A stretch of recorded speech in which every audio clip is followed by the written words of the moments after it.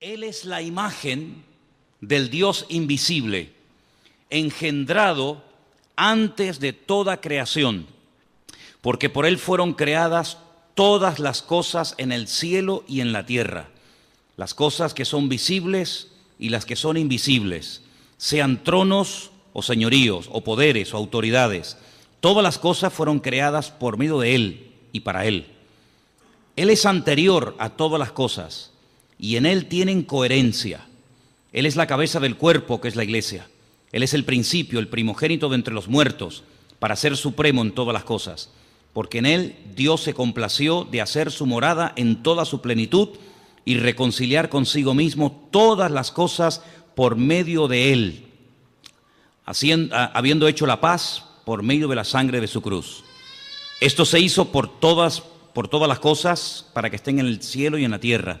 Y a vosotros que erais originalmente extraños y hostiles en vuestra mente, sumidos en malas obras, Él os ha reconciliado en su cuerpo de carne por medio de su muerte, para presentaros delante de Él consagrados, incontaminados, irreprochables, con que solamente permanezcáis cimentados y edificados en la fe, y sin desplazaros de la esperanza del Evangelio que habéis oído, que se ha proclamado a toda criatura bajo los cielos, del cual yo, Pablo, he sido constituido vuestro siervo.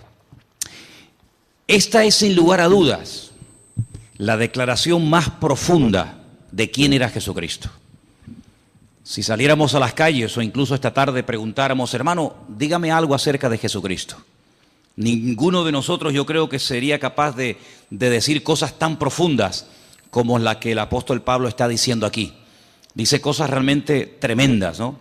Y además, yo ahora les voy a repartir a ustedes, creo que no hay para todos, pero bueno, pueden compartir unos apuntes que los he sacado de un comentarista llamado Barclay, que es uno de los mejores comentaristas de la Biblia, ¿no? Sobre todo del Nuevo Testamento. Y vais a ver el por qué Pablo insiste mucho en enfatizar, en aclarar, en explicar quién era realmente Jesucristo. Encontramos, por ejemplo, expresiones como que Él en su cuerpo de carne, y uno dice, bueno, se entiende que el cuerpo es de carne, ¿no? Pero ¿por qué Pablo dice que Cristo vino con cuerpo y dice con cuerpo de carne? Muchas veces cuando leemos la Biblia tenemos que ponerlos en el lugar y en el momento de la época para entender por qué los autores bíblicos, en este caso el apóstol Pablo, decía esas cosas. Y por qué era tan profundo y por qué trataba siempre de dejar bien claro, sin género de duda, quién era y quién no era el Señor Jesucristo. A qué vino y a qué no vino. Entonces voy a pedir a, no sé, por ejemplo, a una cualquiera, tú misma, hermanita, tú y tal vez Juan Carlos, ¿me podéis? Mira, aquí tenéis unos apuntes. Tenéis que compartirlos, porque no, evidentemente no hay para todos, pero podéis a lo mejor juntaros ahí 2 o 3, o en fin, entre vosotros, porque yo quiero que tengáis esto y que lo leáis tranquilamente, que lo leáis detenidamente en vuestras casas, porque no hay nada peor que estar creyendo en un Señor al cual sinceramente no conocemos. Yo creo con toda sinceridad que nosotros, no sé, por ignorancia, por falta de tiempo, no creo que por falta de interés, ni mucho menos, yo creo que no somos conscientes de a quién estamos sirviendo. Yo creo que aún no nos hacemos ni la más remota idea de quién era verdaderamente el Señor Jesucristo. A lo largo de la historia, se han dicho muchas barbaridades acerca de su persona, acerca de su obra.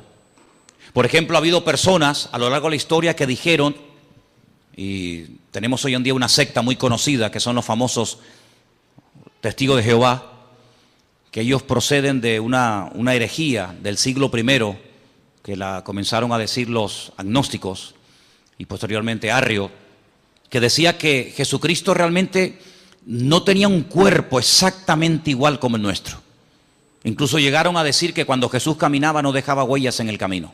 Era una especie como de espíritu que se podía ver, pero no era realmente un cuerpo, hablando claramente, de carne y hueso. Eso de que comía y tal, bueno, lo hacía un poco como para no llamar la atención, pero realmente su cuerpo no era un cuerpo como el que tú y yo tenemos hoy en día. Eso no es verdad.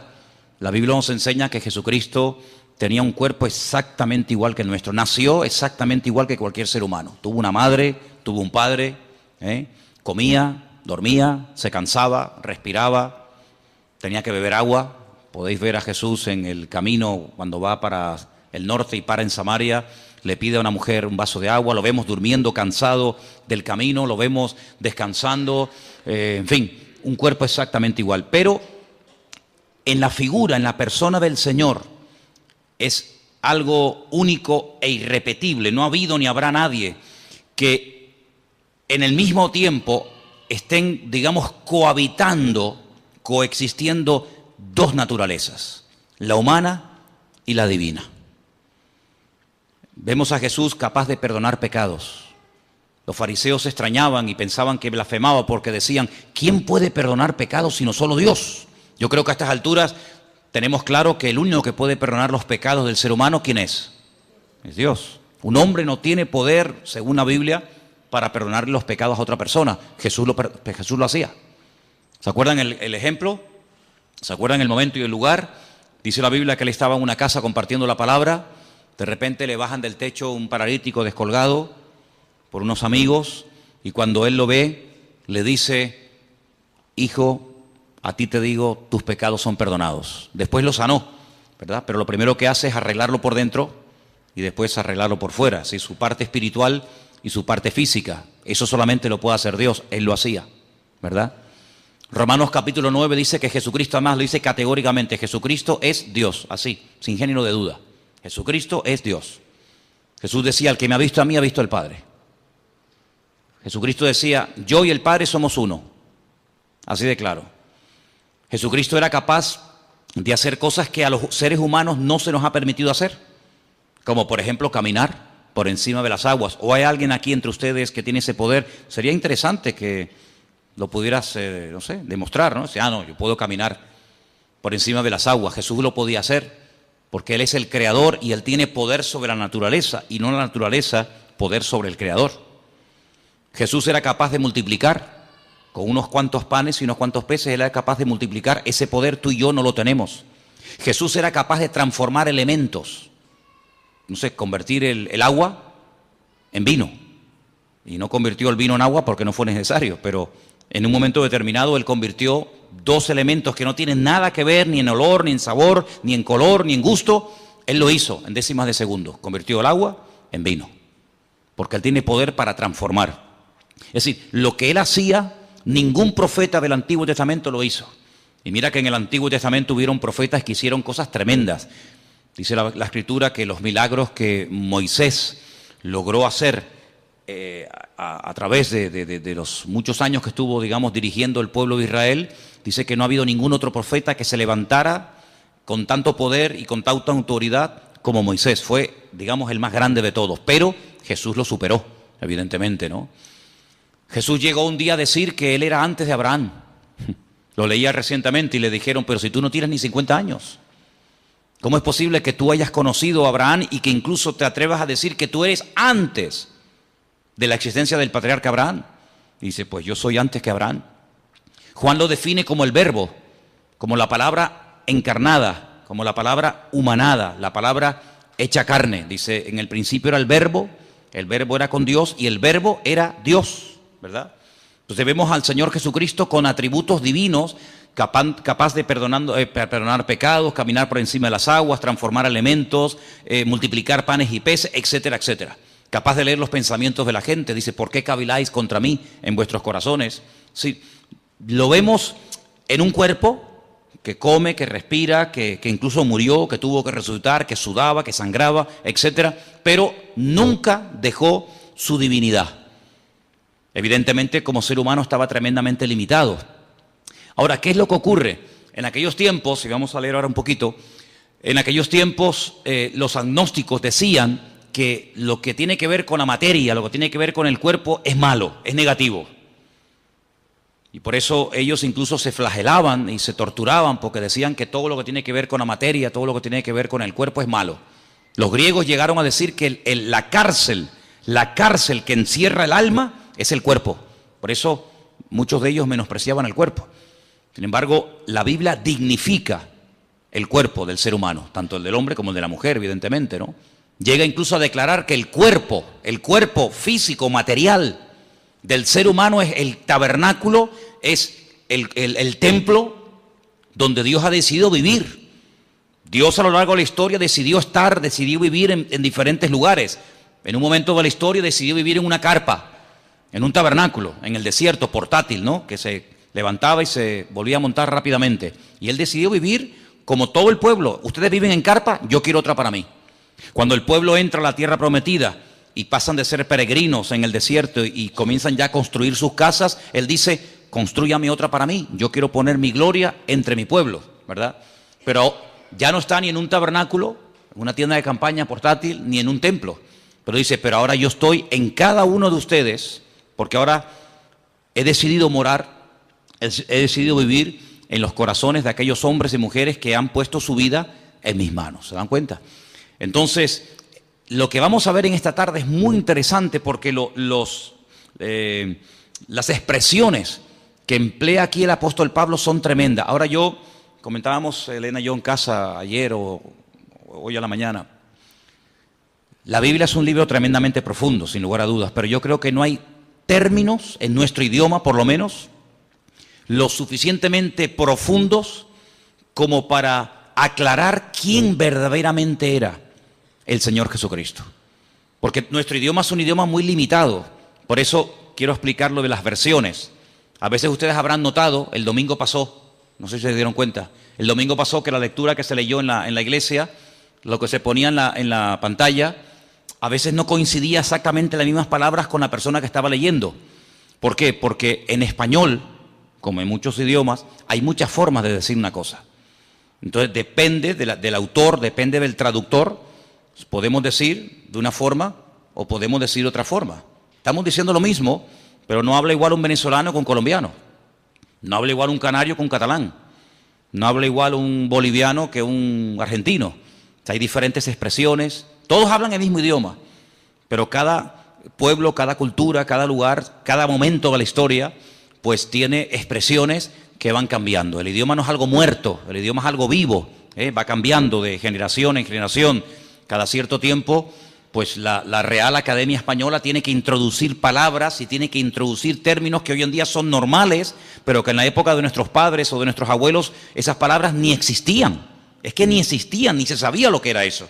Sin embargo, hoy en día hay que dar una definición, hay que dar una aclaración a palabras que se usan todos los días, pero que en aquellos tiempos, repito, ni existían. Entonces a veces hay que, entre comillas, inventar. Incluso a veces nosotros en nuestro idioma hemos adoptado palabras de otro idioma. En la informática ni te cuento. La informática está llena de términos que son ingleses, son términos que no son españoles, pero que de alguna manera ya forman parte de no sé, software. Tantas palabras, no vamos a estar ahora perdiendo el tiempo en eso, pero tantas palabras que todo el mundo o mucha gente sabe lo que significan, pero que sin embargo hasta hace pocos años la gente no entendía. Entonces por eso no es lo mismo coger una Biblia del siglo XIX que leer una Biblia del siglo XXI. El mensaje es el mismo, pero la forma de clarificar el mensaje evidentemente va cambiando y hay que adaptar el lenguaje a los tiempos, ¿no? Entonces, cuando el apóstol Pablo decide escribir una carta a nuestros hermanos, a la iglesia local de los hermanos de Colosas, pues ahí había unos problemas particulares que curiosamente a lo largo de la historia se han ido repitiendo. Entonces, en los apuntes que ustedes han recibido en esta tarde, perdonen la letra tan pequeñita, yo sé que algunos dirán, madre mía, yo esto no lo veo. Es que lo quise hacer grande y mira cómo salían los folios, salían unos folios enormes. Entonces, si quieren sigan la lectura. El resto de los comentarios de este capítulo, del versículo 15 al 23, está todo explicado aquí. No tiren estos apuntes, léanlo frecuentemente, porque hay expresiones que necesitamos saber qué es lo que realmente quiso decir el autor. Solamente me quiero parar en algo, y es que a Jesús se le llama, por ejemplo, en el versículo 15, ¿qué dice el versículo 15 en vuestra versión? ¿Lo podéis ver ahí un momentito? Colosenses 1:15, ¿qué dice? Leerlo juntos en altavoz, por favor.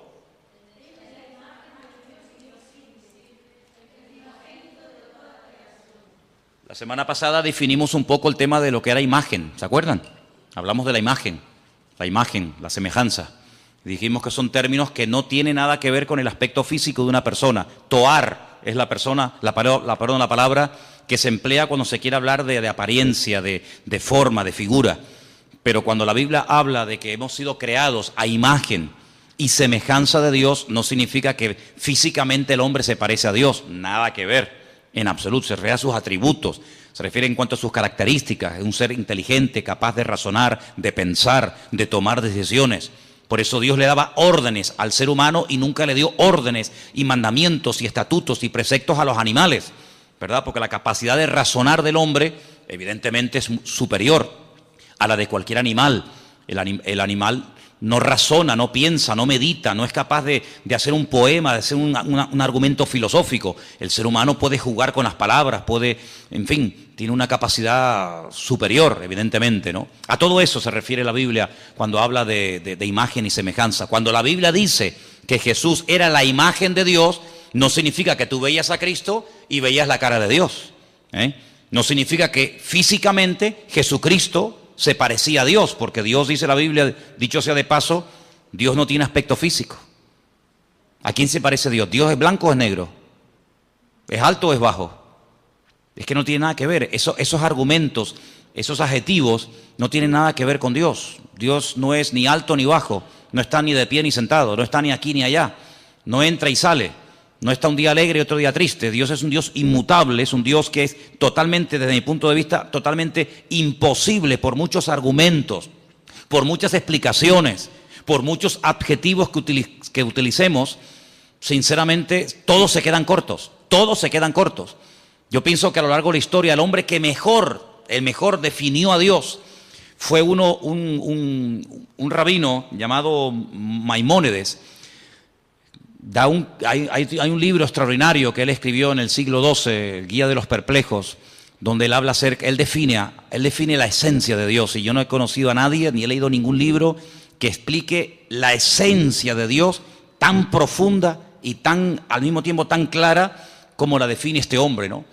Él, por ejemplo, dice que Dios no tiene peso ni medida, Dios no tiene forma ni figura, Dios no es un Dios que se puede comparar con atributos humanos, pero claro, algunos dirán, pero la Biblia habla de los ojos de Dios, la Biblia habla de la mano de Dios, la Biblia habla de la espalda de Dios, dice que a Moisés le vio la espalda a Dios, la Biblia habla de la boca de Dios.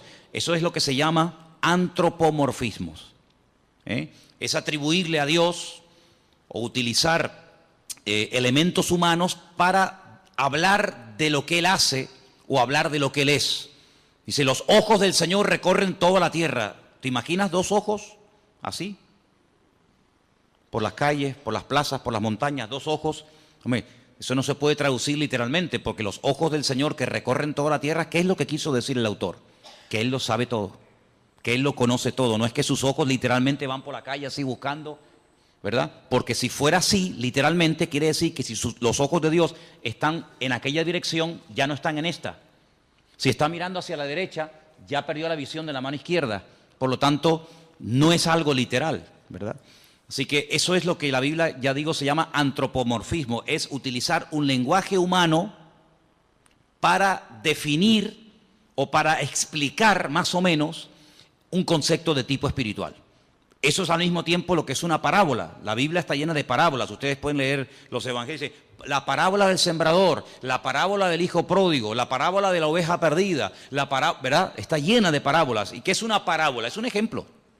Es un ejemplo de algo conocido, ¿verdad? Una oveja, una semilla, un chico que se pierde, etcétera, para explicar un concepto espiritual que, utilizando ese ejemplo sencillo, la gente puede entender más o menos, repito, lo que es el reino de Dios, lo que es el amor de Dios, lo que es el perdón, lo que es la misericordia, lo que es la generosidad, la hospitalidad, etcétera, etcétera, etcétera, ¿verdad? Entonces vamos a leer algunas frases de aquí, de la primera página.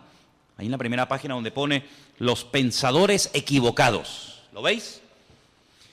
Disculpen que todos no tengan los apuntes, pero después si queréis podemos hacer fotocopias, porque es muy bueno que todos tengan estos apuntes y los leas y los repases, porque tenemos que profundizar y crecer en nuestro conocimiento de Dios. Dice así: uno de los hechos de la mentalidad humana es que uno no piensa más de lo que se ve obligado a pensar. Hasta que uno se encuentra con que otros se oponen a su fe y la atacan, no se pone a pensar en sus implicaciones. A veces nosotros no nos rompemos la cabeza con preguntas que el mundo se hace, ¿verdad? Ni pensamos en eso. Pero, ¿verdad que cuando te hacen una pregunta que en ese momento no sabes qué decir, dices, ay, pues tengo que estudiar, tengo que preguntar, porque a mí nunca se me había pasado por la cabeza que alguien me hiciera esa pregunta? Claro, generalmente, salvo excepciones, la gente suele preguntar más o menos lo mismo. Pero cuando te pasa a ti, que te preguntan por primera vez, y si Dios es tan bueno, ¿por qué se mueren los niños de hambre? Yo, ¿qué le digo? ¿Qué le digo? ¿Verdad? O si Dios es tan bueno, ¿por qué permite tal y tal otra cosa? Entonces, a veces es bueno que nos hagan preguntas que en el momento no sabemos qué decir o qué responder, para que eso nos lleve a buscar de Dios. ¿Estamos de acuerdo? ¿Me estáis mirando a mí o estáis mirando a los que entraron? Estáis mirando aquí, ¿verdad? Bien, perfecto. Hasta que la iglesia se vio confrontada con alguna herejía peligrosa, no empezó a darse cuenta de las riquezas de la ortodoxia.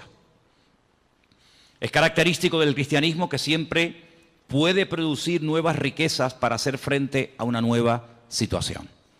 Es bueno que en algún momento de tu vida alguien, un amigo, un vecino, un familiar o quien sea, te haga una pregunta que tú digas, mira, sinceramente en este momento no tengo ni idea qué decirte. Y tienes que acostumbrarte a decir, en este momento no sé qué decir. Déjame que estudie, déjame que prepare, déjame que pregunte, etcétera.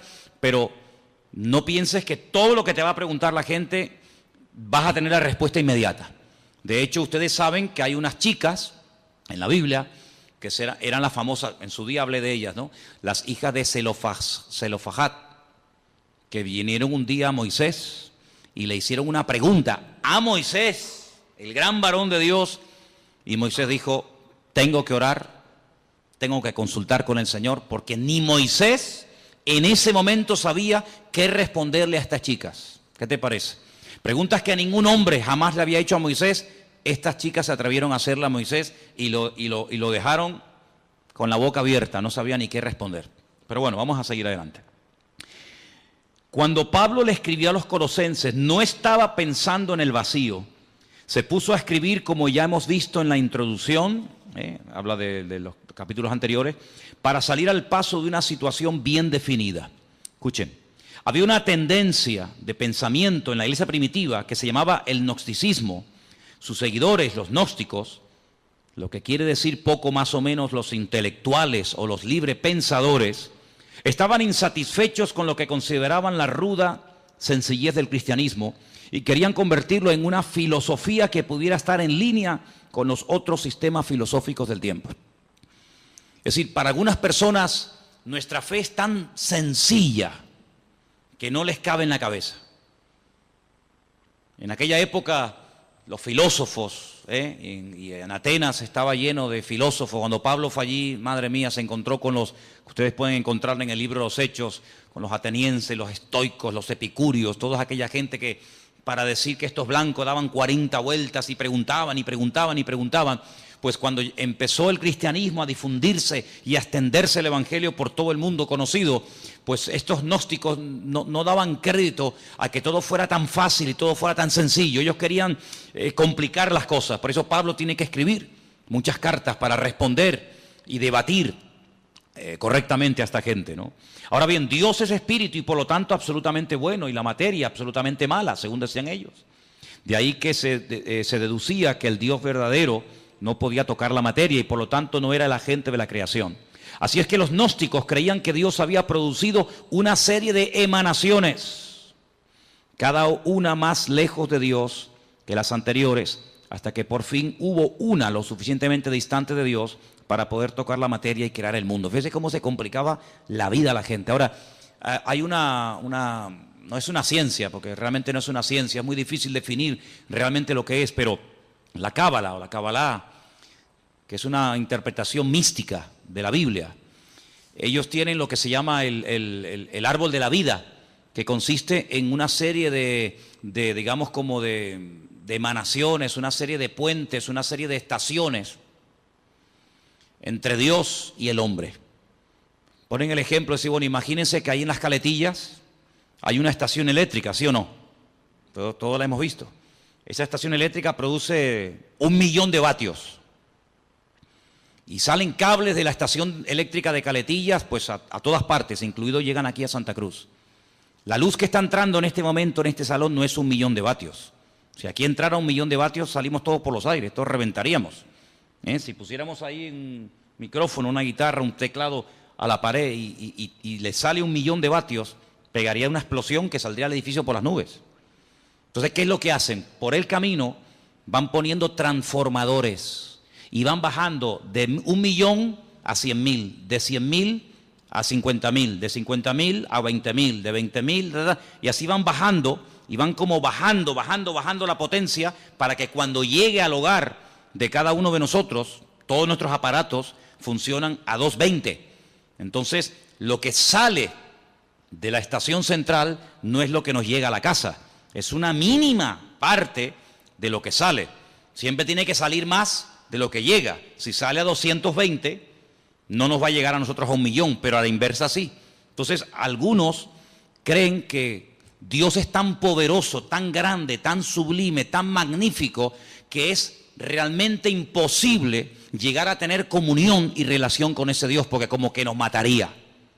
¿Qué es lo que hacen? Ellos van por el camino, para explicarnos, ¿no? Ellos van por el camino diciendo que, bueno, Dios se manifestó en esto, y esto en esto otro, y esto en esto otro, y esto en esto otro, y Cristo, según los gnósticos, fue una de las manifestaciones o emanaciones de Dios, la más distante, y por eso Él podía tener un cuerpo, pero realmente no era un cuerpo como el que dijimos al principio. Todo esto es una auténtica barbaridad. Algunos dirán, pero ¿cómo la gente se puede complicar tanto la vida? Pero esto fue antes del año 100, después de Jesucristo. Imagínense, si estas cosas no se aclaran al momento, si el apóstol Pablo, con la sabiduría y el conocimiento que el Señor le dio, no fuera capaz de taparles la boca, de hacer lo que se llama apologética, si defender correctamente los principios bíblicos, en el año 2015, siglo XXI, el Evangelio estaría totalmente distorsionado y no tendría absolutamente nada que ver hoy el Evangelio con el Evangelio que predicaba Jesucristo y los discípulos. Por lo tanto, se tuvo que defender la fe en aquel momento, se tuvo que aclarar las cosas, y gracias al Señor tenemos, por ejemplo, la carta de los Colosenses, que va en una línea, la carta a los Efesios, la carta a los Tesalonicenses. ¿Por qué hay tantas cartas? Porque en cada congregación surgían diferentes opiniones o diferentes herejías. Por ejemplo, en Colosas decían que una de las formas de acercarnos a Dios es adorando a los ángeles.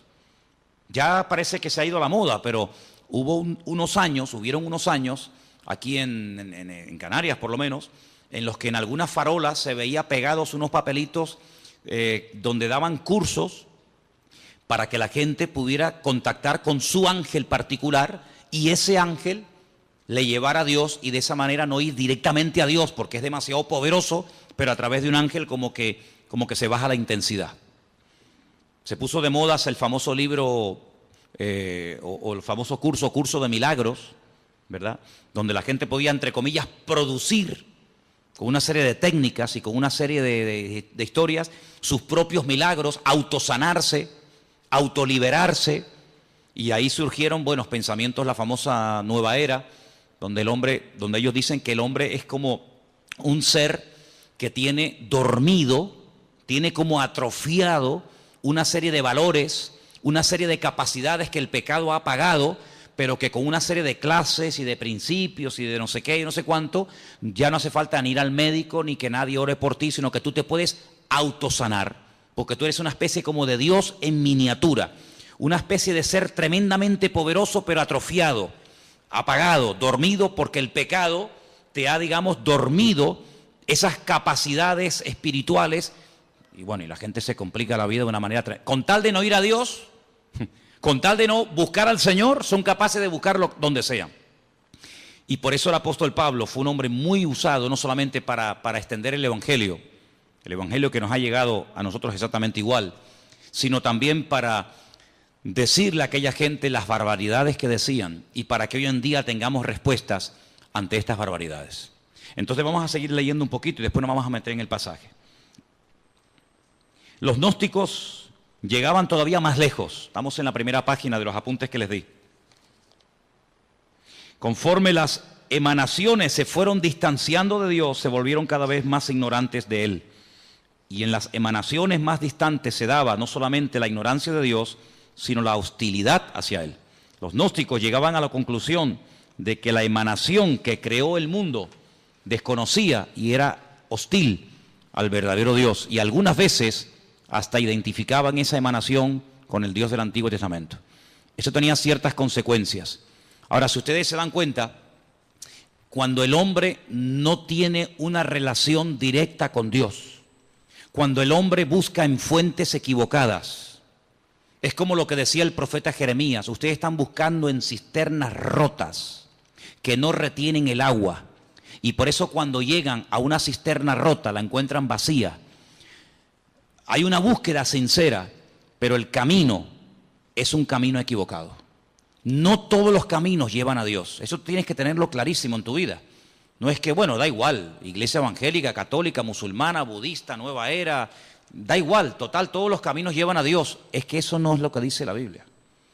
Mira, a lo largo de la historia, siempre el deseo del Creador, el deseo de nuestro Dios fue tener comunión con el hombre. Dios hizo todo lo habido y por haber, todo lo impensable, para que el hombre se acercara a Dios. El hombre como que hacía todo lo contrario para alejarse del Señor. Te voy a poner un ejemplo. Mira, en el Antiguo Testamento hay un varón de Dios, un hombre que se llamó Jacob. Conocemos también su nombre como Israel. La Biblia dice que él una noche se echó a dormir. Estaba durmiendo al aire libre. De repente él tiene un sueño donde ve una escalera. Una escalera que tiene la parte de abajo en la tierra y la otra punta, al otro extremo de la escalera está en el cielo. Él dice que ve ángeles que suben y que bajan. No dice que bajan y suben, sino ángeles que suben y bajan. Él entiende en ese sueño, que es muy profundo para decirlo así en breves palabras, él entiende que el cielo se quiere acercar al hombre. Él entiende que el Creador quiere volver a tener comunión con el hombre. El hombre la cortó, el hombre se desconectó de Dios. El hombre se independizó de Dios, para que me entiendan. Porque cuando Dios creó al hombre, lo creó con la capacidad de rebelarse, de separarse de su Creador. ¿Por qué Dios lo hizo así? Solo Dios lo sabe. Pero una de las razones elementales y básicas de por qué Dios le permitió al hombre rebelarse contra su Creador es por una sencilla razón. Porque Dios no quiere amor a la fuerza. Si tú no me amas, yo no te voy a obligar a que lo hagas. Si tú no me quieres servir, yo no te voy a obligar a que me sirvas. Si tú no quieres estar conmigo, yo no te voy a obligar a que estés. Yo te voy a crear con la capacidad de rebelarte, con la capacidad de distanciarte de mí. Y el hombre utilizó esa capacidad como ser perfecto que era, porque si no tenía esa capacidad, luego no es perfecto. El hombre utilizó ese libre albedrío, esa capacidad y se desconectó de Dios. Claro, las consecuencias fueron terribles. Dios le dijo, bueno, pues si en este lugar que yo lo he creado para ti y no tienes que hacer absolutamente nada para subsistir, sino que yo te lo he dado prácticamente todo hecho. Fijaros que el hombre ni tenía, hermanos, que matar animales para poder comer. El hombre no fue creado para matar, por eso el hombre tiene que utilizar armas. Los animales, cada uno tiene sus armas de defensas, ¿verdad? Unos tienen cuernos, otros tienen garras, otros tienen veneno. El ser humano no tiene nada, porque el ser humano no fue diseñado para matar. Por eso el hombre tiene que usar una pistola, un palo, una piedra, una escopeta, un rifle, porque el hombre no tiene la capacidad por sí misma de matar a otro ser humano, porque no tiene ningún arma poderosa. Ahora, fijaros qué interesante, cuando el hombre se desconecta de Dios, Dios lo tiene que echar de aquel lugar perfecto y de armonía que todos conocemos como el Gan Edén, el jardín del Edén. Y cuando sale de ese lugar, él se percata, él se da cuenta de todo lo que ha perdido. Ahora el hombre tiene frío, ahora el hombre tiene calor, ahora el hombre suda. Sudar significa perder humedad, con la capacidad de poder deshidratarte. La mujer comienza a sentir dolores, La mujer no fue creada para tener la menstruación todos los meses. En el momento en el que peca, comienza a experimentar el hombre pérdida de humedad y la mujer pérdida de sangre todos los meses. La tierra se le vuelve en su contra. Los animales que antes dominaba, ahora en cierto sentido tiene que cuidarse de ellos porque le pueden quitar la vida. Y así una serie de consecuencias terribles. Pero a pesar de eso, Dios no se desentendió de la raza humana. Dios no dijo, bueno, ustedes no quieren estar conmigo, ahí se quedan. Sino que el hombre sigue, permítame la expresión, detrás del hombre, buscando al hombre. Les habla a través de Noé, pasan de Noé. Les habla a través de Abraham, pasan de Abraham. Les habla a través de José, pasan de José. Les habla a través de la ley de Moisés, pasan de la ley de Moisés. Y así a lo largo de la historia, hasta que personalmente Él se humana, Él se encarna y viene, dice, y habitó entre nosotros y vimos su gloria. Bueno, ya después de tantas manifestaciones del amor de Dios y de tantas oportunidades, el hombre habrá entendido que no se puede esconder de Dios. ¿Qué es lo que hacen? Matan a su hijo, creyendo que de esa manera ya Dios va a cesar en esa ansia, en ese anhelo de buscar constante y permanentemente el hombre. Nada más lejos de la realidad. Lo matan y el Padre dice en Romanos capítulo 8 que a través del poder de su Espíritu Santo resucita a su Hijo al tercer día. Luego la muerte no acabó con Cristo, la muerte fue el inicio de una etapa nueva, donde ahora ya no va a estar bajo la ley de un antiguo pacto, sino la ley de un nuevo pacto. Vienen los apóstoles, vienen los discípulos, vienen los padres de la iglesia, a lo largo de la historia, siglos y siglos y siglos y siglos. Dios continuamente buscando al hombre. El hombre inventando todo tipo de excusas, todo tipo de herejías, todo tipo de barbaridades, que si él no murió, que si él se desmayó, que si María Magdalena se equivocó de tumba, que si los discípulos robaron el cuerpo, que si se equivocó de no sé qué, que si no tenía cuerpo, que si no tenía espíritu, una detrás de otra. Pero sin embargo Dios, en el anhelo y en el deseo de buscar al hombre, hoy en día sigue tocando y llamando a la puerta de los corazones. ¿Para qué? Para tener comunión, para tener relación contigo y tú con Él. Y de esa manera poder descubrir el propósito de tu existencia. Y no pasar por esta vida sin saber qué hago, a qué me dedico, a dónde voy. Sino que sepas en todo momento por qué el Señor permitió que tú nacieras y que tú existieras y que tú estuvieras en este planeta un periodo muy corto de tiempo, muy corto, porque la vida es algo tremendamente efímero, algo tremendamente corto, que pasa así y cuando te das cuenta, ¡fum!, se te fueron tus 80, tus 90 años. Pero el objetivo no es vivir en esta tierra por la eternidad, sino prepararnos para retornar al Creador y tener este tiempo como una especie de escuela, de preparación para lo que realmente es la vida verdadera, que es la vida eterna en la presencia del Señor. ¿Te das cuenta? Entonces el diablo ha intentado por todos los medios habidos y por haber cegar, que la ignorancia sea la tónica habitual del ser humano, que no lea la Biblia, que no se acerque a Dios, que se acerque a otras cosas, que tenga todo tipo de experiencias y de sensaciones, menos la búsqueda sincera y genuina de buscar a Dios. Pero vemos en la palabra de Dios que el hombre sigue y sigue y sigue y sigue rebelándose contra el Creador, pero todos aquellos que le reconocieron les dio el derecho de tener un título que solamente llegó a tener un pueblo en la tierra, y es la de ser llamados hijos de Dios. ¿Cuántos dicen amén? Así que ya Dios no podía hacer nada más.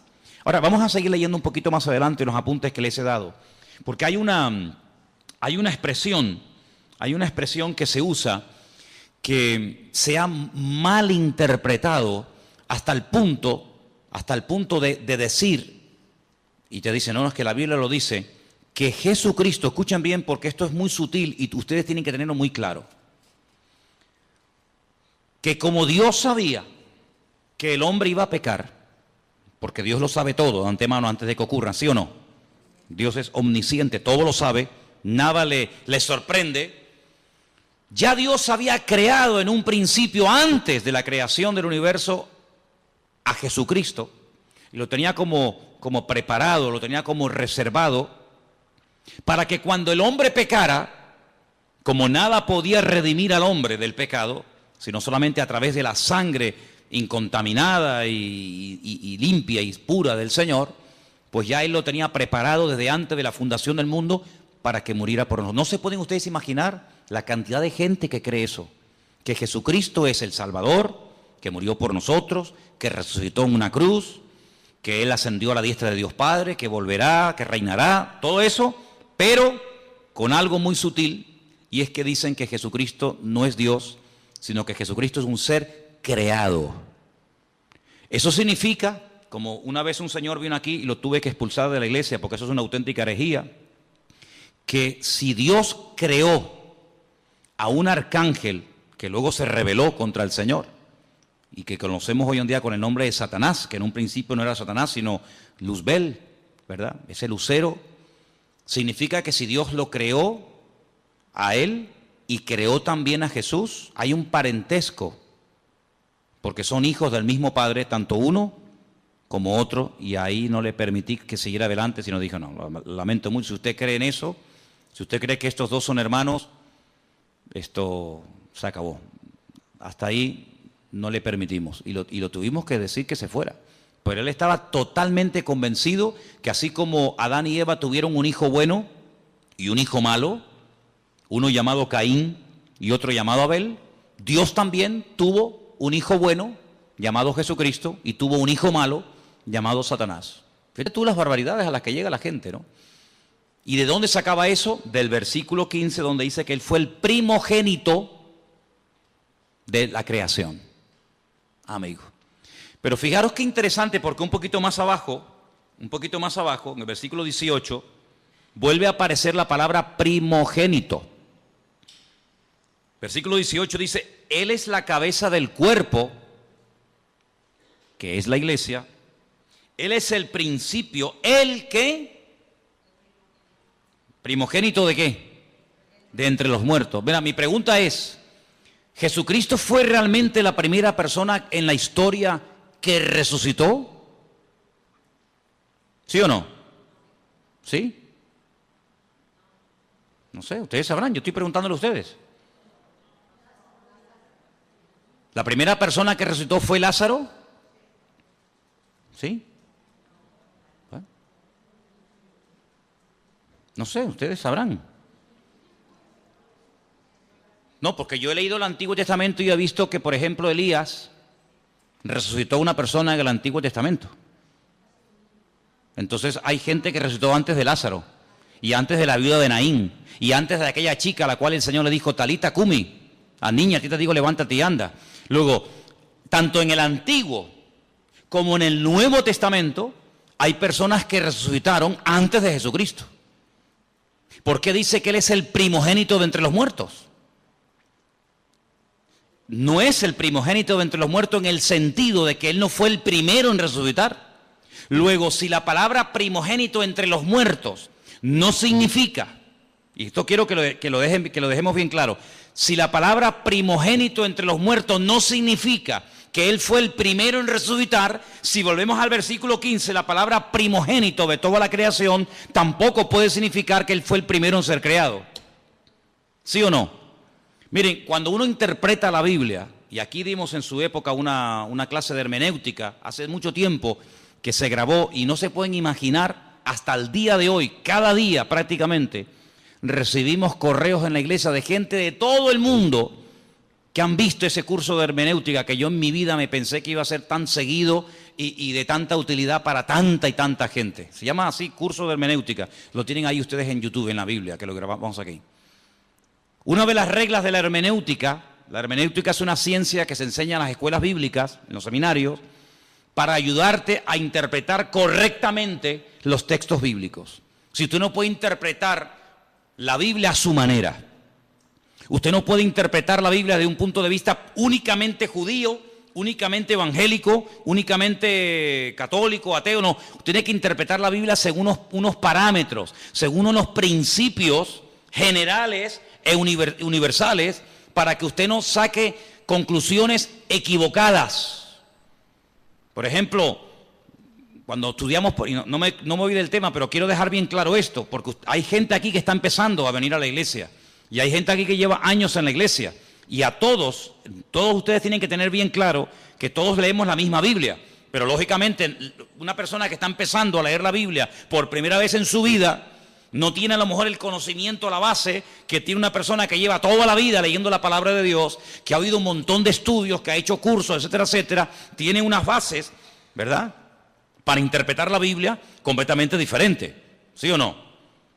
Cuando usted empieza a leer la Biblia, pues si la empieza a leer por el Apocalipsis, usted no se va a enterar de nada. Pero si usted ha hecho cursos, usted ha escuchado lo que es el Apocalipsis, lo que significan los caballos, los colores, los números, cuando usted lo lea, usted va a disfrutar de la lectura de ese bendito libro. Pero si usted no sabe, usted no se va a enterar de nada. Es decir, pero es que yo no entiendo la Biblia. Por eso hay gente que a veces dice, mira, yo he leído la Biblia y yo no la entiendo. Hombre, claro, si llevamos a un niño el primer día a la escuela y le van a enseñar a multiplicar y a dividir, el niño probablemente no va a querer ir más, porque se va a aburrir. Pero el niño aprende jugando. El niño aprende disfrutando con los colores, con el trencito, con las canciones, y así va aprendiendo, ¿verdad?, de una forma sencilla y progresiva y gradual. Cuando vamos a la palabra de Dios, nos encontramos que hay expresiones que no se pueden interpretar literalmente. Una de ellas es la que estamos viendo. Jesucristo es, porque Él está diciendo, Jesucristo es esto, Jesucristo es esto, Jesucristo es esto y esto. Y una de las cosas que Pablo dice que es Jesucristo es el primogénito de entre los muertos. Pero ya les acabo de mostrar que Él no fue la primera persona en la vida, en la historia, que resucitó.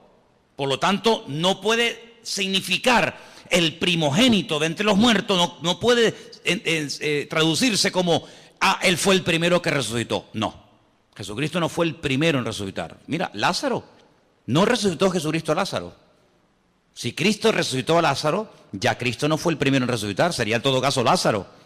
Bien, por la misma regla de tres, si usted empieza a interpretar unos textos, y usted se encuentra la misma expresión, pero versículos antes, como por ejemplo en el versículo 15, dice primogénito de la creación. Bueno, pues primogénito de la creación significa que Él fue el primer ser creado. No lo puede traducir así. Vamos a leer según este comentario, según los apuntes que ustedes tienen ahí, qué puede significar esta expresión y después la vamos a clarificar. Estamos casi al final de la página 2, página 766. Donde pone lo que Jesucristo es en sí mismo, ¿lo veis? Aquí abajo. En este pasaje, Pablo dice dos cosas importantes acerca de Jesús. Ambas en respuesta a aquella gente de los gnósticos de aquella época. Los gnósticos habían dicho que Jesús no era más que uno entre muchos intermediarios y que por muy glorioso que fuera, era solo una revelación parcial de Dios. Pablo dice que Jesucristo es la imagen del Dios invisible. Colosenses 1:15. Usa aquí una palabra y una figura que despertaría toda clase de memorias en las mentes de los primeros lectores. La palabra eikon, en griego, e imagen en su traducción correcta. Ahora bien, como señala este autor, una imagen puede ser dos cosas que se confunden entre sí. Puede ser una representación, pero una representación, si es lo bastante perfecta, puede ser también una manifestación. Cuando Pablo usa estas palabras, establece que Jesús es la perfecta manifestación de Dios. Para comprender cómo es Dios, tenemos que mirar a Jesús. Yo le digo a la gente, ¿usted quiere conocer a Dios? ¿Quiere saber cómo piensa, cómo siente, cómo es Dios? Tienes que conocer a Jesús. A Dios llegamos a través de Cristo. Si usted no conoce a Cristo, es imposible que usted conozca a Dios. Porque Dios se manifestó, Dios se reveló a través de Jesucristo. Hebreos capítulo 1 que dice, Dios habló a lo largo de la historia a nuestros padres de muchas formas y de muchas maneras. Pero en los postreros días ha hablado a través de Cristo. Si usted conoce a Cristo, usted no va a tener ninguna duda de cómo es Dios. Cuando usted conoce a Cristo, escuche bien lo que le digo, cuando usted conoce el corazón del Señor, cómo es el Señor, usted no va a tener que estar todo el santo día preguntando, esto es bueno, esto es malo, lo puedo hacer, no lo puedo hacer, puedo ir, no puedo ir, lo digo, no lo digo, lo miro, no lo miro. Cuando usted conoce al Señor, usted sabe perfectamente lo que le agrada a Dios y lo que no le agrada. Usted no va a tener que tener un perro policía todos los días a su alrededor para decirle, no, eso no se hace, no, eso no se dice, no, eso no se toca, no vayas para acá, no vayas para allá. Eso al principio está bien, pero llega un momento en el que tú ya conoces tanto al Señor que tú ya sabes hasta lo que le gusta al Señor. ¿Quiénes son las personas que necesitan todo el día una sombra? ¿Quiénes son las personas que necesitan todo el día una persona que le diga, no, eso está mal? Las personas que no conocen a Dios. Cuando tú conoces al Señor, ya no hace falta que estén todo el santo día detrás tuyo, porque tú ya sabes, porque el Señor que mora en ti da testimonio a tu espíritu de lo que está bien y de lo que está mal.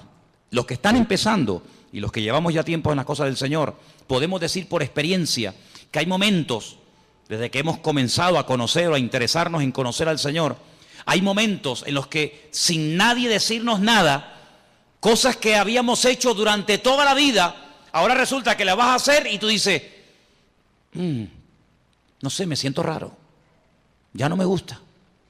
Cosas que antes te volvían loco, ahora dices, ya no tienen para mí ningún atractivo. ¿No te ha pasado eso? Dime la verdad. Amigo, porque el espíritu que tienes dentro de ti tira hacia las cosas del Señor y hay como como una alarma que te dice, eso no está bien. Nadie lo sabe, nadie te ha visto, pero el Señor que mora en ti ya comienza a hablarte. Si tú esa voz la cultivas, no la apagas, no la ignoras, sino si tú esa voz, esa sensación, por decirlo así, tú le prestas atención cada día, tú vas a ser más sensible a lo que tienes que ser y nada sensible a lo que no tienes que ser sensible. ¿Cuál es el problema del ser humano en reglas generales? Que a veces somos tremendamente sensibles en cosas que nos tenían que dar lo mismo. Y a lo que deberíamos de ser verdaderamente sensibles, no lo somos. Y yo creo que uno de los peores pecados que podemos cometer los creyentes, los que ya hemos conocido al Señor, es perder la sensibilidad espiritual. Porque cuando uno pierde la sensibilidad espiritual, un término que aparece en la Biblia es que llegamos a cauterizar la conciencia. Si ya pecas y no te sientes mal. Y eso es terrible. Eso es terrible. El temor de Dios, el respeto a Dios, dice la Biblia que es el principio de la sabiduría. Cuando tú comienzas a darte cuenta de que ese pecado, que para ti no era pecado, para ti era normal, porque lo has hecho toda la vida, pero ahora dice, oye, ¿y yo por qué ahora, cuando voy a fumarme un porro, o cuando voy a ver una película pornográfica, o cuando voy a mentir, o cuando voy a robar, o cuando voy a no sé qué, o no sé cuánto, ¿por qué yo ahora me siento mal y antes no me sentía mal? Porque estás cambiando. Por eso, porque estás cambiando. ¿Y quién es el que te está cambiando? El que vive dentro de ti. Por eso dice, no entristezcas, no apagues al Espíritu Santo que mora en ti. Porque yo te digo por experiencia que se puede apagar la voz del Señor. ¿Qué dice la Escritura? Si hoy el Señor te habla, no cierres tu corazón, porque a lo mejor ya mañana te vuelve a hablar y ya no te enteras. La sensibilidad es algo que no podemos perder. Esa es una de las señales de que una persona se ha apartado del Señor, de que no está bien con Dios, que ha perdido la sensibilidad espiritual. ¿Vale? Sigo leyendo. El Antiguo Testamento, versículo donde pone la A, y la literatura intertestamentaria, si lo que está entre el Antiguo y el Nuevo Testamento, tienen mucho que decir acerca de lo que es la sabiduría. Bueno, vamos a leer un poquito más adelante porque yo lo que quería que ustedes vieran acerca de lo que significa verdaderamente aquí. Perdón, vamos a la página 767. Vamos a esa página, por favor. Lo que Jesucristo es para la creación. Él es el primogénito de toda creación. Debemos procurar darle el verdadero sentido a esta frase. Como aparece en la Reina Valera, podría querer decir que el Hijo fue la primera persona que fue creada. No. Usted sabe lo que a mí me atormentaba cuando yo comencé a venir a la iglesia. La pregunta que a mí me volvía loco. Ya gracias al Señor eso ya ha pasado a la historia, pero yo era una cosa que era algo como una obsesión, era algo que me volvía loco. ¿De dónde salió Dios? ¿Quién lo creó? Yo daba para atrás, marcha atrás, ¿no? Iba para atrás, iba Jacob, Abraham, Noé, Adán, Iba para atrás. Decía, ¿de dónde salió Dios? ¿Quién lo creó? Claro, más loco me volvía si yo decía, bueno, lo creó fulano de tal. Otra vez volvemos al lío. Y a fulano de tal, ¿quién lo creó? Era algo increíble. ¿Quién te puede explicar? Yo no soy capaz de hacerlo. ¿Quién te puede explicar que a Dios no lo ha creado nadie? Que Dios siempre ha existido y siempre existirá. ¿Quién te puede explicar eso? Yo no. ¿Sabes cómo se acepta eso? Por fe. Señor, yo no sé todas las respuestas, pero yo solamente sé una cosa, que tú existes y tú eres mi Dios. ¿Quién le puede a usted explicar el concepto que los cristianos llaman Trinidad? Padre, Hijo y Espíritu Santo. ¿Quién le puede a usted explicar eso? Que si el huevo, que si el agua, que si la metes en la nevera se hace un cubito de hielo, que si la pones al fuego se evapora y si la bebes es líquida. Sí, son 3 elementos. ¿Quién le puede a usted realmente explicar todo eso? Por eso Dios nos ha dado un regalo maravilloso. Yo sé que hay gente que este regalo no lo tienen. Y por eso yo le agradezco a Dios que a muchos de los que estamos aquí, Dios nos ha dado ese regalo. ¿Saben cuál es? La fe. Hay gente que tiene fe en el curandero. Y creen con todo su corazón que ese es sinvergüenza, que te pide dinero, que se inventa respuesta, que se inventa que tu marido tal, que tu hijo no sé qué, que siempre dicen lo mismo. Hay gente que tiene una fe ciega en eso y hasta pagan dinero. Nosotros no tenemos necesidad de ir por esos derroteros ni por esos caminos, porque estamos totalmente convencidos de que Dios es un Dios que existe y es un Dios verdadero. Yo sé que Jesucristo siempre ha existido. Claro, en nuestra mente humana todo tiene un principio, todo, absolutamente todo. Y aparentemente todo tiene un final, pero en Dios, en Jesucristo, en su Espíritu no hay ni principio ni fin. Siempre han existido. Es más, Pablo dice que todo lo que existe fue creado por Él, para Él y por medio de Él. ¿Cuántos dicen amén? Claro, el mundo se puede reír, el mundo puede cuestionarse.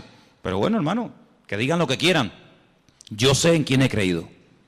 Y yo sé que el Señor no fue creado, sino que el título primogénito de la creación, como vamos a ver ahora, esto es lo que significa. Ahí lo tenemos, al final de la página. El primogénito de toda creación. Perdón, estamos aquí. Debemos procurar darle el verdadero sentido. Como aparece en la Reina Valera, podría creer o querer decir que el Hijo fue la primera persona que fue creada, pero en el pensamiento hebreo y griego, la palabra primogénito, que está ahí entre paréntesis, no tiene más que un sentido temporal muy indirecto. Hay que notar 2 cosas. Primogénito es muy corrientemente un título de honor. Israel, por ejemplo, en Éxodo 4:22, como nación se le llama el primogénito, el Hijo de Dios. Lo que quiere decir es que la nación de Israel es el Hijo de Dios más favorecido. Segundo, debemos notar que primogénito es el título del Mesías. Ahí pueden leerlo en casa, Salmo 89:27. Según lo interpretan los mismos judíos, la promesa en relación con el Mesías. Es decir, la palabra primogénito es un título. La palabra primogénito en la figura de Cristo no significa que Él fue lo primero que Dios el Padre creó, lo primero que Dios el Padre hizo, sino es un título de honor, de reconocimiento, como diciendo que antes de Él no ha habido nada y después de Él no habrá absolutamente nada. Esto hay que estudiarlo con tranquilidad, en profundidad. ¿Por qué? Porque si, por ejemplo, usted tiene, no sé, la oportunidad o ha tenido la oportunidad de hablar con un testigo de Jehová, ellos dicen que creen en Jesucristo, pero como un ser que fue creado, no como un ser eterno, no como Dios, no como dice la Escritura, Emmanuel, Dios con nosotros, sino como un ser, ya digo, que fue creado, como fue creado los ángeles, como fue creado el sol, la luna, las estrellas, etcétera, etcétera. Si saliéramos a la calle y le preguntáramos a la gente, dígame algo acerca de Jesucristo, muy poca gente tiene claro que Jesucristo, como ser humano, tuvo un principio, ¿sí o no? Él nació, Él estuvo 9 meses en el vientre de su madre, María, claro, porque Él decidió nacer, Él decidió venir a este mundo. ¿Y cómo nace un ser humano? Pues a través de una mujer, no hay otra forma, no hay otra manera. Y Él decidió venir a este mundo como ser humano. Si hubiera decidido venir como Dios, no hubiera tenido necesidad de nacer como nacen los seres humanos, pero no decidió venir como Dios, decidió venir como hombre y se limitó, ¿verdad?, a las leyes que rigen a todos los seres humanos. Jesucristo tuvo que aprender a caminar como niño, tuvo que aprender a leer y a escribir, ¿sí? Tuvo que someterse a sus padres, dice la Biblia que Él se sometió a sus padres y les obedecía. Y como ser humano vivió una vida totalmente normal. Fíjense qué normal era el Señor, que en el jardín de Getsemaní, cuando uno de sus discípulos decide traicionarlo, decide venderlo, si hubiera sido un ser tremendamente llamativo, con una aureola, con una luz especial, no hubiera sido necesario que Judas, a los que venían a prenderle, les dio una señal. ¿Cuál fue la señal? ¿Cuál fue la clave que indicó a los que venían a prender al Señor que ese era el Señor? ¿Cuál fue? El beso, el famoso beso de Judas, ¿no? Podía haber dicho, mira, el más alto, el más guapetón, aquel que tiene una luz blanca que le sigue a todas partes, aquel que está siempre rodeado de ángeles, aquel que levita y no toca con los pies el suelo, sino que va así, como volando, ¿no? No, era tan normal, que hasta Judas tuvo que decir, tengo que darle un beso, porque pasa desapercibido delante de todas las personas. Porque el atractivo realmente del Señor no era el aspecto físico, sino era la esencia de lo que Él era y de lo que Él verdaderamente había venido a hacer a este mundo. Y nosotros tenemos que profundizar en nuestro conocimiento del Señor. Por eso animo a los que están empezando que lean los evangelios. Tenemos 4. ¿Cómo se llaman? Mateo, Marcos, Lucas y Juan. Ahí ustedes van a encontrar cómo hablaba, cómo reaccionaba cuando lo criticaban, cómo pensaba, cómo se movía en medio de sus enemigos, cómo trataba a los niños, a las mujeres, cómo trataba a sus discípulos, cómo era intolerante frente al pecado, pero tremendamente misericordioso y compasivo ante gente que había caído, pero que les daba la oportunidad de rehacer su vida. Y ahí en los evangelios encuentras a Cristo como ser humano, pero también como un Dios perfecto, humanado, limitado entre nosotros, pero que nos amó tanto que se dejó matar. Ahora, el concepto tal vez más profundo de lo que Él es, el concepto más maravilloso de todos los que rodean a Dios, podemos decir que Dios es santo, ¿sí? Podemos decir que Dios es justo, podemos decir que Dios es bueno, en fin, podemos decir un montón de cosas, ¿sí o no? Pero el concepto del amor de Dios, ¿tú lo entiendes? Es impresionante, ¿no? Porque generalmente los seres humanos tenemos la tendencia, me imagino que ustedes también, de seleccionar, ¿no? Cuando tú dices, bueno, hay ¿cuántos? 100. Como que dentro de esos 100 hay un pequeño grupo más cercano a ti y los otros sí están ahí, pero ¿qué te parece? Sin embargo, el Señor no tiene favoritos, eso ya es una cosa que nos llama la atención. Dios no tiene favoritos, Dios no dice este sí y este no, este me gusta y este no me gusta. Es un Dios que ama al pecador, ¿sí o no? Ama al pecador, pero no ama, aborrece el pecado que cometen los pecadores. O sea, son dos cosas distintas. Él ama a todo el mundo por igual. Y son cosas que no nos caben en la cabeza. Porque ahora, por ejemplo, se está hablando mucho de este chico que huyó al extranjero, que mató a 2 jóvenes en la península, ¿no? Imagínate que ese chico viene a España, lo condenan y tiene que cumplir 15, 20, 30 años, en fin, lo que le toque. Imagínate que mañana va a esa cárcel un pastor, un hermano, una hermana, le habla del Señor. El chico reconoce la barbaridad que ha hecho, se arrepiente, pide perdón al Señor. Mi pregunta es, ¿Dios perdonaría a esta persona? ¿Sí o no? Delante de los hombres es un asesino. Tiene que estar ahí hasta que se pudra, ¿no? Hasta que cumpla la condena. Pero si esa persona le pide perdón a Dios, esa persona nos la vamos a encontrar el día de mañana en el cielo, en la presencia del Señor. ¿Quién entiende eso? ¿Quién entiende eso? Nadie. Pero así es el corazón de Dios. Es una cosa increíble. el peor asesino, lo peor de la humanidad, si se arrepiente y verdaderamente quiere cambiar, Dios lo perdona, Dios le da otra oportunidad, y aunque delante de los hombres nunca lo van a perdonar y será toda la vida el fulano, el asesino, el criminal o lo que sea, delante de Dios puede llegar a tener el título de hijo o de hija de Dios. De hecho, ha habido casos en la historia de personas, en Estados Unidos, en algunos lugares existe la pena de muerte, personas que estaban condenados a muerte por la justicia de los hombres, pero sin embargo se arrepintieron y le pidieron perdón al Señor, y como le dijo aquel ladrón en la cruz, condenado a muerte por el Imperio Romano, porque se lo merecía. De hecho, él dijo, nosotros padecemos justamente, yo no me quejo, si yo me merezco esto y peor, pero yo te pido que a pesar de lo malo y de lo ruin que he sido, que tú te acuerdes de mí cuando vengas en tu reino. Y el Señor podía haber dicho, pues hijo, lo siento mucho, yo no te puedo perdonar porque tú has sido esto y esto. Sin embargo, ¿qué dijo el Señor? Hoy estarás conmigo en el paraíso, amigo. El concepto del amor de Dios es lo que más me impacta de nuestro Dios. Porque si Él es el primogénito de la creación, la imagen de Dios, el camino, la verdad y la vida, todo eso está muy bonito. Pero a mí lo que me cautivó y lo que me transformó la vida fue entender que Dios a mí me había amado de tal manera que fue capaz de mandar a su Hijo para que lo mataran en una cruz, simplemente por amor. ¿Qué te parece? Así que el apóstol Pablo intenta taparle la boca a los gnósticos de la época.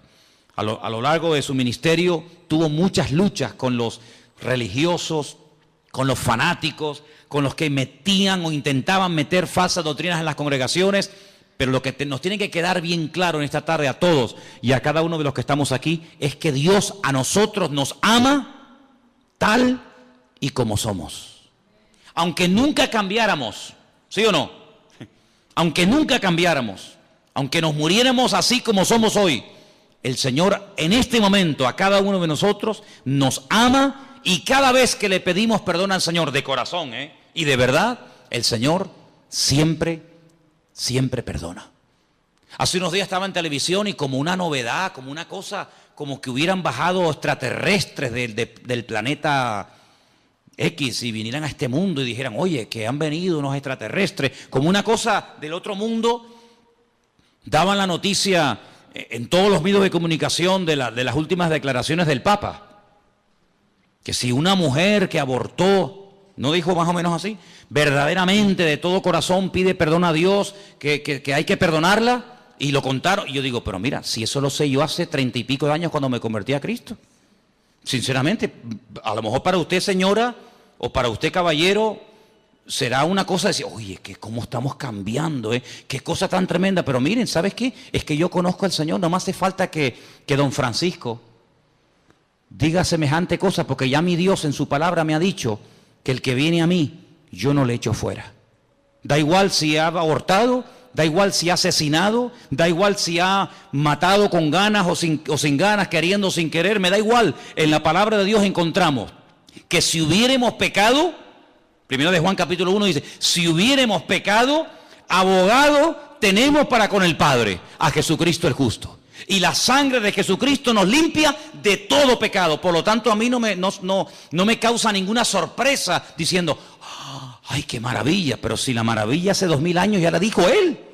Ya hace 2000 años el Señor Jesucristo murió en la cruz para demostrarle a toda la raza humana que no importa lo lejos que nos hayamos separado de los caminos del Señor, no importa, mira, lo bajo que hayamos caído, las barbaridades que hayamos hecho, si le pedimos perdón al Señor, Dios siempre perdona, y otra cosa más, y olvida.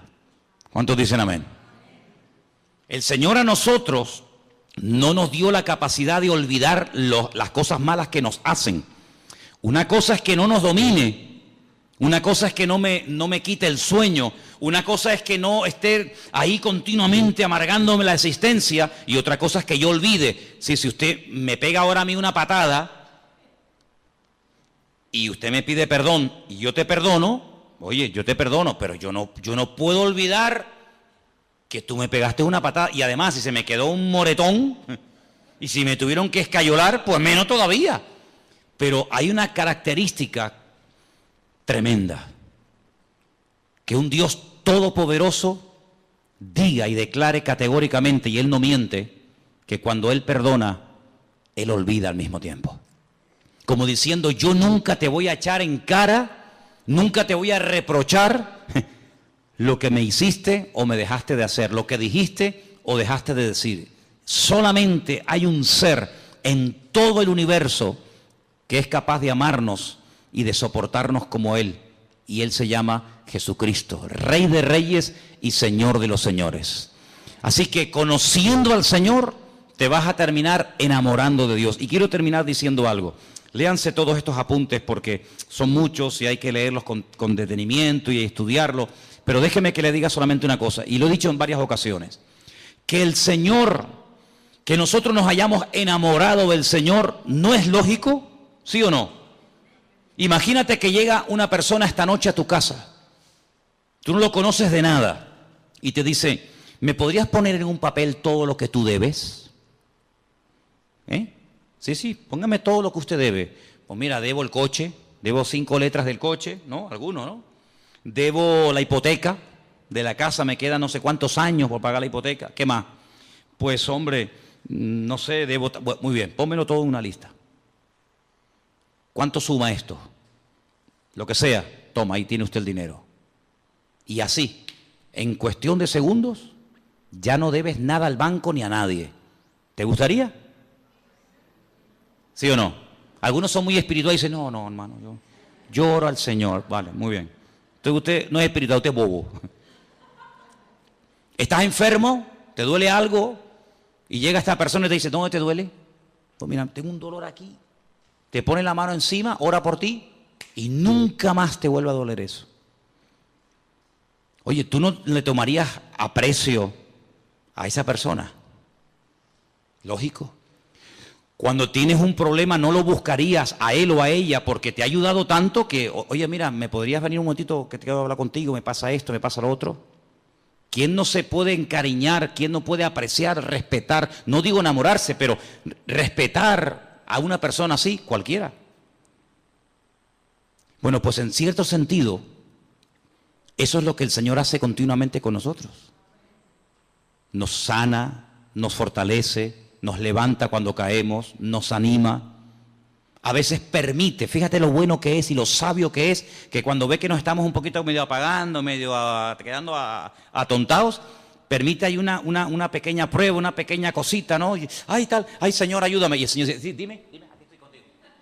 Fíjate lo bueno que es, que podría decir, bueno, ya no quieres orar, pues nada, no ores. Pero Él dice, le voy a poner una piedrita en el zapato, para que le haga una llaguita. Ay, Señor, mira que me salió una llaguita, sí, dime qué quieres que haga. Señor, que me sana, ahí está, pum, la sanidad. ¿Quién no se enamora de un Dios así? ¿Sí o no? A todos nos ha pasado. Pero lo que yo quiero preguntarles ahora, ¿qué vio Él en nosotros para enamorarse de nosotros? Porque ¿cómo no me voy a enamorar de un Dios que tiene estas y más características, cualquiera? Pero ¿qué vio el Señor en ti y en mí? Cuando a veces una persona que te ama te dice, qué ruinito que eres, ¿No te han dicho nunca eso? Qué malo que eres. Cuando quieres ser malo, eres malo, Cuando quieres ser buena, mira que eres agradable, Pero el Señor, a pesar de nuestras debilidades y defectos, Él nos ama. Hermanos, amemos también nosotros al Señor. Y sirvámosles con alegría, sirvámosles de todo corazón, porque es un privilegio el ser llamados hijos de Dios. Y quiero terminar pidiéndoles que hagan una reflexión. Imagínense que en esta noche supiéramos, es una hipótesis, no es real, pero imagínense que supiéramos que en este momento en la Plaza de España, allá abajo en pleno corazón de Santa Cruz, hay 8 o 10 mil personas sin hogar, sin agua potable, sin comida, sin nada, y que hay cientos y cientos de niños, pues como los niños que tenemos aquí en la iglesia, que a veces entran, salen, el otro que canta, el otro que toca los palitos, Bueno, pues eso es lo que está pasando en este momento en Europa, donde hay miles y miles, millones de personas huyendo de países que están totalmente destrozados. Y yo me preguntaba hoy, digo, Señor, si nosotros al salir del culto en esta noche sabiendo esa situación, no se nos ablanda el corazón, entonces que nosotros nos hemos convertido sin darnos cuenta en creyentes tremendamente teóricos. Me contaba Priscila ayer que miles de familias en una pequeña isla llamada Islandia se han ofrecido a las autoridades del país, al gobierno de dicho país, para dar acogida en su casa a personas que no tienen nada, que han huido con lo opuesto y que no tienen nada. Yo me preguntaba, ¿será que lo que llamamos el estado del bienestar, no lo llaman así a cómo se vive en Europa, el estado del bienestar? ¿No será que el hecho de que nadie nos haya perseguido nunca, porque a nosotros no nos ha perseguido nunca nadie? A ningún hermano nuestro lo han torturado en una cárcel, lo han crucificado, lo han decapitado. A nadie. Lo más que nos han dicho es un insulto, lo que sea. ¿No será que todo eso, sin darnos cuenta, se nos ha vuelto en nuestra contra? Y nos hemos hecho tremendamente cómodos e insensibles ante el dolor ajeno. Pues están en Hungría, hermano, están allí en Hungría, están en Grecia, están tan lejos. Pero yo pregunto, ¿seríamos capaces, y me pregunto yo también estoy metido en el ajo, ¿seríamos capaces nosotros de decir, pero por qué tienen que estar ahí un montón de familias pasando frío y hambre, cuando nosotros somos la sal de la tierra y la luz del mundo? ¿La luz para qué es? Dice el Señor, no es para ponerla debajo de la mesa, es para ponerla encima y que todos sean alumbrados con la luz del Evangelio, con la luz de los cristianos. ¿Seríamos capaces nosotros de decir, vénganse a vivir a nuestra casa? Tengo 3 habitaciones, nada más duermo en una, ¿para qué quiero 2 habitaciones vacías? ¿Seríamos capaces de traer una familia a nuestra casa? Si no somos capaces de reaccionar ante momentos de urgencia, nuestro cristianismo es simplemente una teoría. Es simplemente una teoría. Yo sé que no es nuestra realidad social. No tenemos ahí a miles y a miles de personas acampadas, pasando frío, pasando hambre, sin saber a dónde van. Pero ¿y si fuera? ¿Y si esa fuera nuestra realidad? ¿Seríamos capaces de dar la bienvenida, la acogida, para que se quedaran un montón de gente durmiendo aquí en la iglesia o en nuestra iglesia del Puerto de la Cruz? ¿Seríamos capaces? ¿Seríamos capaces de llevarnos a un matrimonio, con hijos o sin hijos, a vivir a nuestra casa y demostrarles el amor cristiano, pero no con palabras y con canciones, sino con hechos? Y en verdad, ¿seríamos capaces? Yo me preguntaba todo eso en estos días, porque dicen que desde la Segunda Guerra Mundial, la catástrofe humanitaria más terrible es esta que se está viviendo hoy en día, donde miles y miles, y Dios está poniendo a prueba, y yo lo siento así, Dios está poniendo a prueba el cristianismo de Europa. Yo creo que Europa entró en una decadencia espiritual, pero el Señor le está dando a Europa la posibilidad de volver a ser avivada, pero no tanto por la predicación teórica del Evangelio, sino por la predicación y el ejemplo práctico del Evangelio. Yo creo que esta es una oportunidad para que Europa se levante de las cenizas. Yo creo que esta es una oportunidad para que la iglesia en Alemania, en Hungría, en Italia, en España, que ha estado dormida durante generaciones, vuelva otra vez a levantarse y a decirle al mundo, aquí estamos nosotros los cristianos. Aquí estamos nosotros para demostrarle a la gente lo que es hospitalidad, para demostrarle al mundo lo que es amor. No, pero es que la mayoría son musulmanes y no es precisamente a los musulmanes o a quien sea a quien tenemos que demostrarle el amor de Dios. Porque la Biblia dice que si saludamos a los que nos saludan, ¿qué mérito tenemos? Si amamos a los que nos aman, ¿dónde estará la recompensa? El Señor nos dice que tenemos que hacer por los demás lo que nos gustaría que los demás nos hicieran a nosotros. ¿Cuántos dicen amén? ¿Qué les parece la reflexión? Yo creo que todos somos, unos más y otros menos, muchas veces egoístas. Pero esta es una prueba que el Señor está permitiendo que venga a este suelo, a este continente, para que nos demos cuenta si esos países tan prósperos son prósperos solamente porque tienen o son prósperos porque son países solidarios, países de amor. Y yo les voy a decir algo, hermanos, y lo digo de verdad con todo mi corazón. El pueblo más hospitalario del mundo no es el pueblo evangélico. El pueblo más hospitalario de la tierra no es el pueblo cristiano, ¿Sabéis quién es el pueblo más hospitalario de la tierra? El mundo musulmán. El musulmán copió esta buena característica de su padre, de Abraham.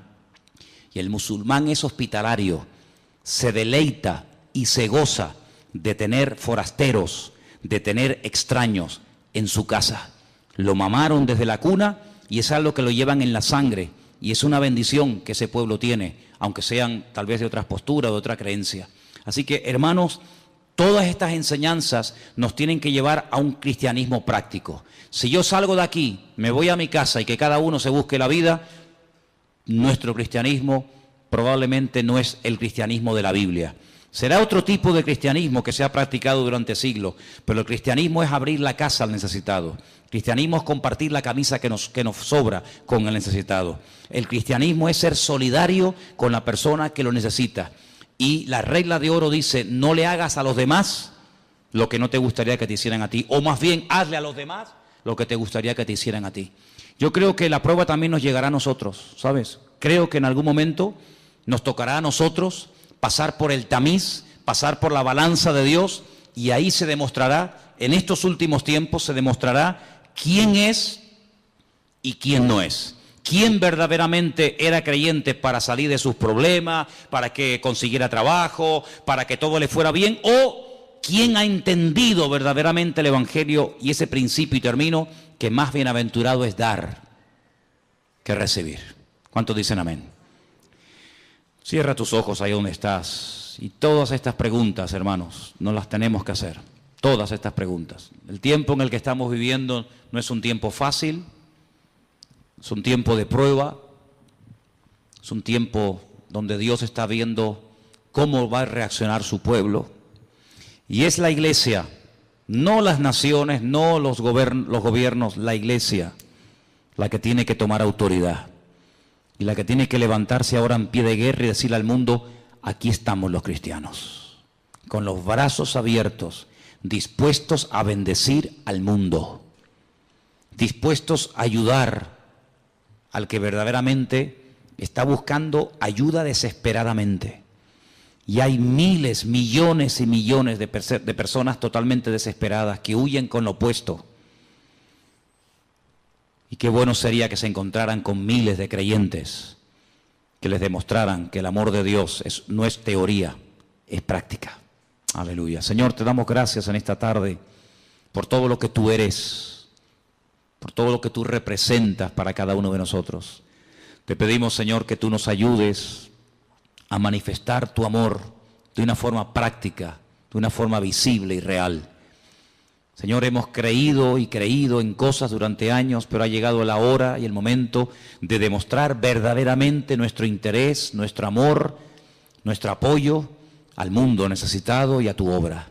Te pido en el nombre de Jesús que tú nos ayudes a entender el mensaje que tú estás lanzando a la humanidad, que tu iglesia no esté dormida ni apagada, que la luz brille ahora, más que nunca, porque es ahora el momento de brillar, es ahora el momento de decirle al mundo, aquí está la iglesia, que ha estado dormida durante años, pero se levanta en pie de guerra en el nombre del Señor, y le dice al mundo, mirad a nuestro Dios, mirad a nuestro Dios, cuánto nos ama, que nos da el privilegio de poder servir al mundo, porque tú viniste a servir y no a ser servido.